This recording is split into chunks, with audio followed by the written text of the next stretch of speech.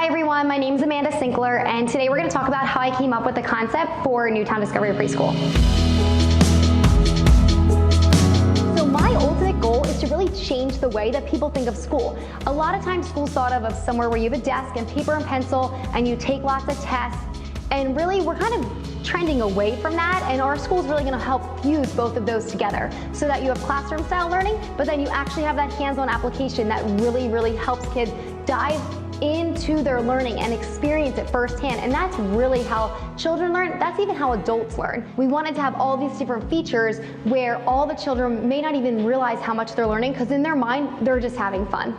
And really it's all tied to our curriculum. We have a slide going from the second floor to the first floor, and I actually came up with that idea from just being a little kid and always passing those outdoor and indoor water parks and always, driving by and be like, Mom, I want to go there. That's so cool. So I really wanted something that made kids want to come into our school so that they could really see that learning's fun. So it will engage them from the outside of the building, just driving by, and then when they get in here to get to go down the slide at the end of the day. There's an entire interactive play city downstairs. And I really have been to a bunch of different museums, and I've seen the way that children and students that I've taught have learned in those environments. If they learn so much in these types of atmospheres, why don't we have that all the time somewhere? So I really wanted to make sure that we had that interactive learning play space where anything that we do in the classroom upstairs can be applied downstairs, and that it can really be a hands-on learning experience. We instill wellness and making good choices from the very beginning. Through our partnership with the Newtown Athletic Club, we'll have access to all the amazing instructors over there to come over and teach classes for all of our students, so that they can again